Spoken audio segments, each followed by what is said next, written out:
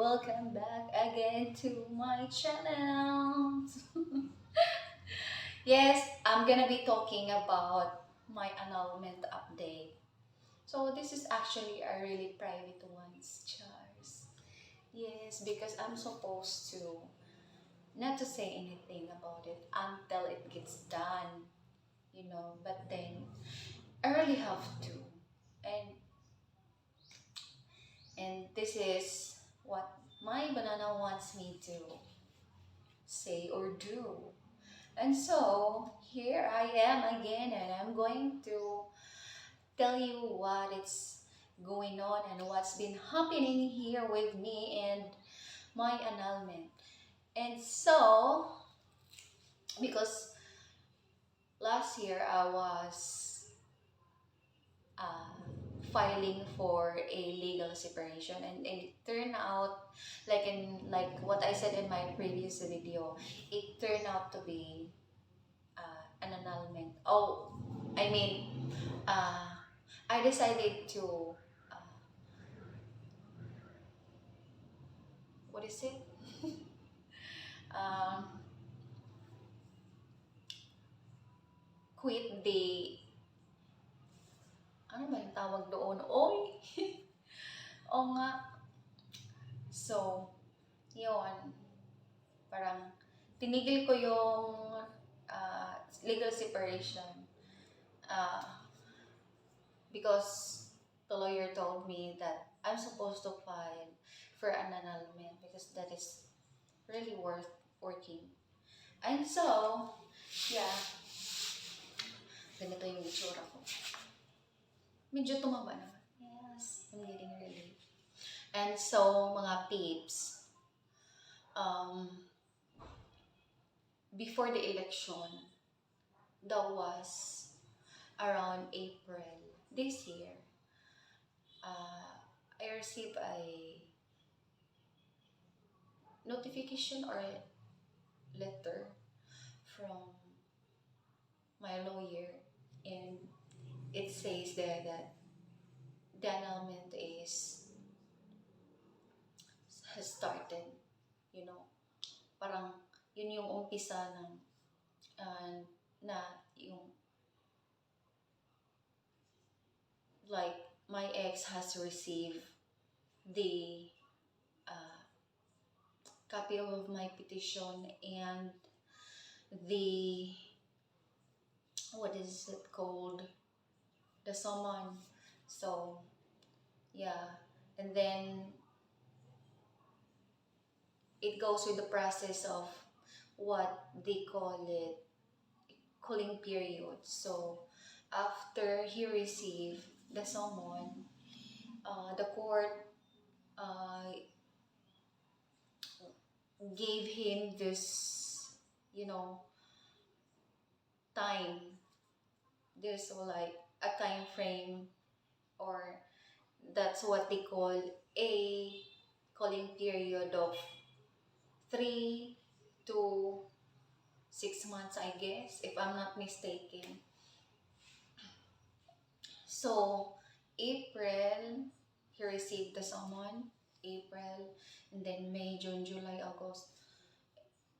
Yeah, and then last month, this month, last month, because my lawyer still not heard from my ex, or my lawyer didn't receive any response from my ex, because he's supposed to respond if he's going to go against my petition, then he needs to respond my petition.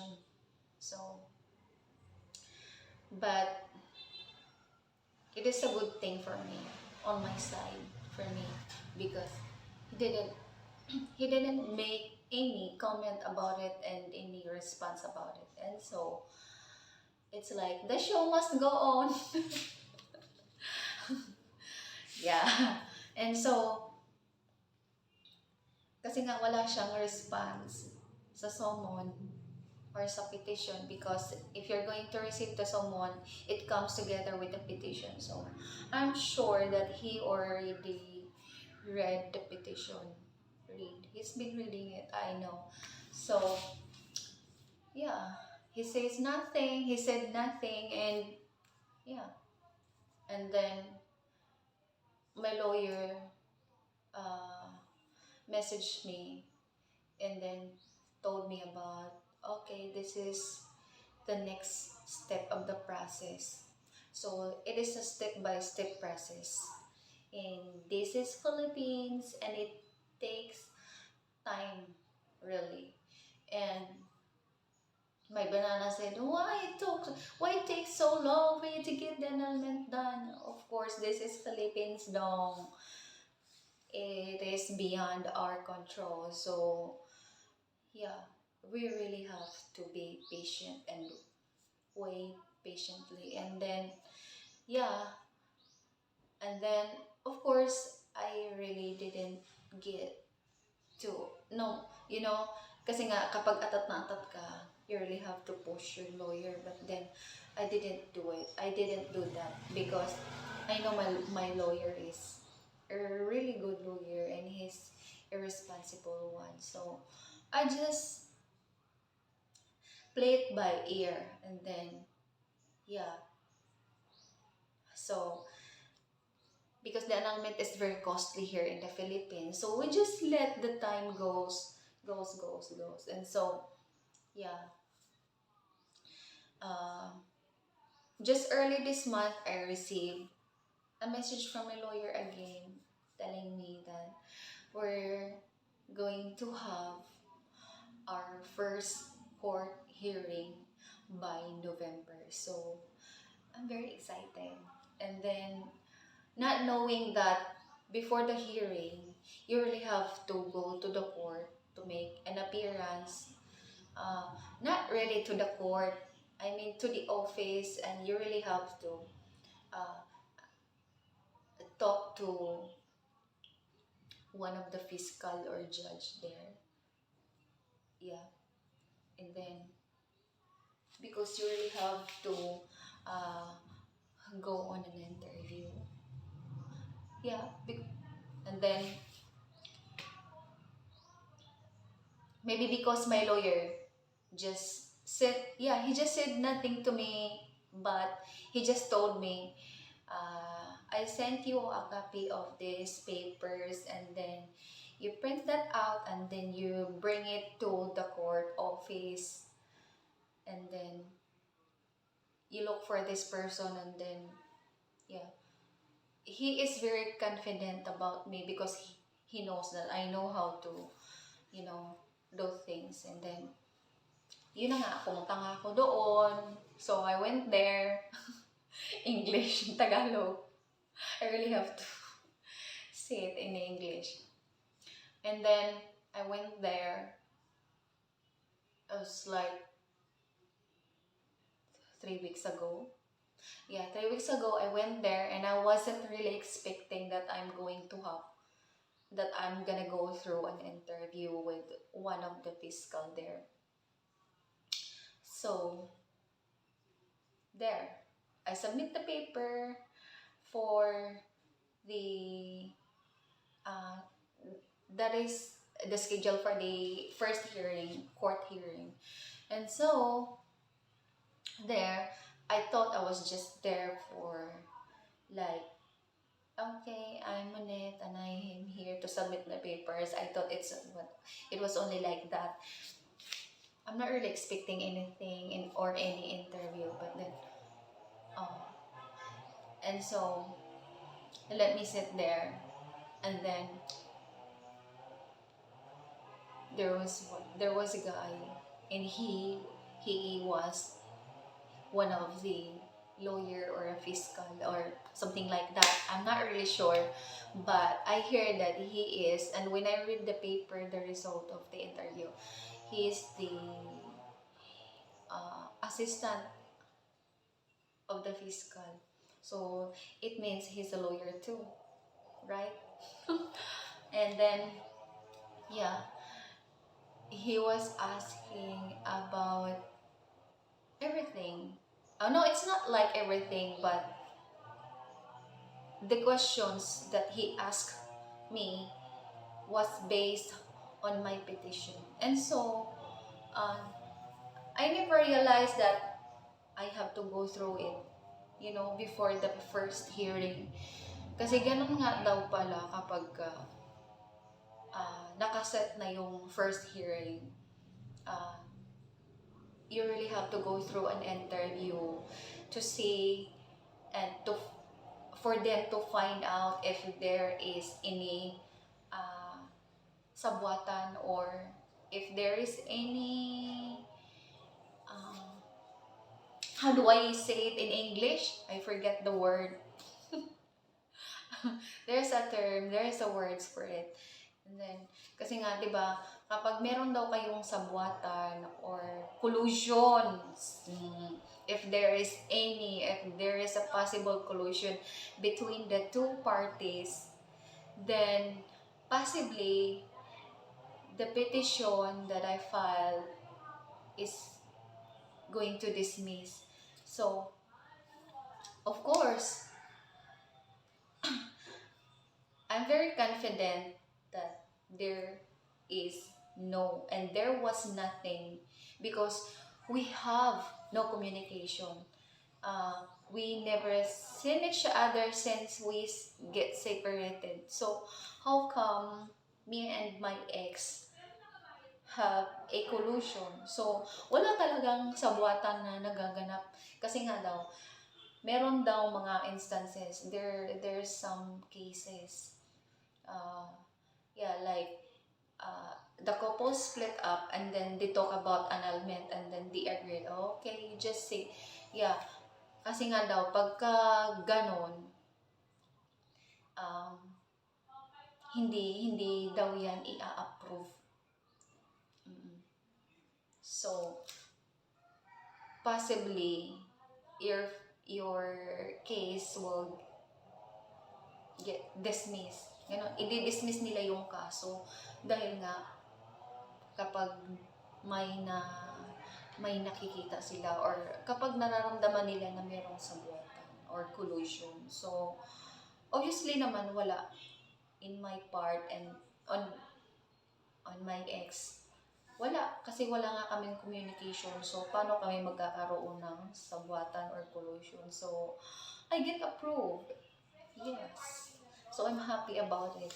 And on that day also, I received the interview result because hindi ko ina-expect. I never expected that I also get this. I also got those paper from the interview. Kasi nga, wala nga akong kaalam-alam na ganun pala yung proseso, na bago yung first hearing, you really have to go through the interview to one of the judge or one of the fiscal there. So, so nakita naman yan na, syempre, alam niyo, kasi consistent yung mga sinasabi ko, of course. I'm really consistent. So, consistent yung mga sinasabi ko na ganun yung mga nangyari. Tapos wala talaga kaming communications since we get separated. So, there's no collusion at all. Nothing. So, approve. So, the show must go on again. Okay, so, now I'm really looking forward to get my annulment done, and then when it's get done, hopefully my banana can come over, and then we see things how it goes, and then if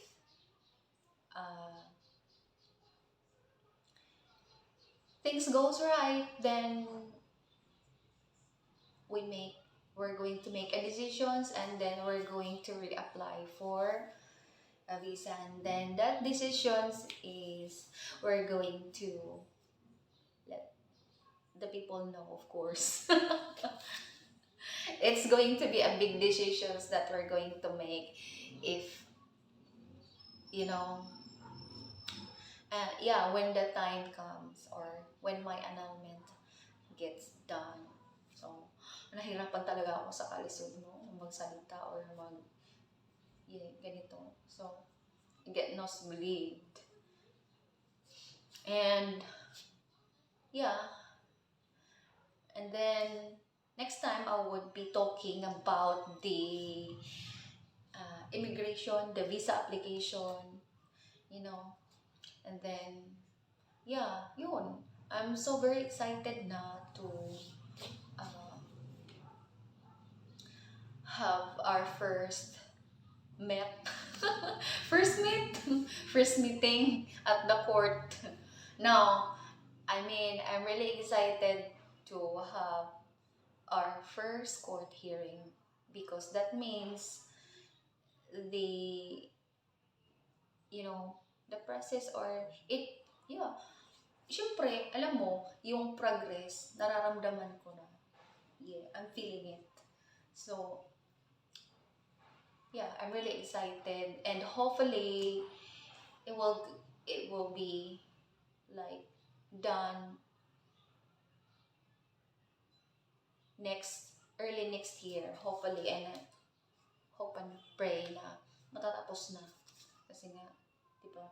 And so my banana is also excited about it kasi he's been preparing himself now financially and emotionally we're you know working out with it. So yung bilbil ko. And then that's it for the annulment update.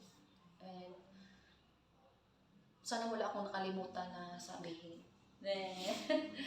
And next video is the immigration update. So keep on watching mga peeps and please subscribe my channel, you know. Please help me get rich so I can share my blessings. Yes, that's our goal. That's really our goal. You know, everyone's who's, you know, or I mean, whoever's taking film or videos or whoever's vlogging. Kasi kahit sino namang nagva-vlog, yun talaga yung goal na mamonetize, magiging stable, yung iba nga, yung mayaman. So, I'm looking forward to that day, charot. So, see you again in my next vlog.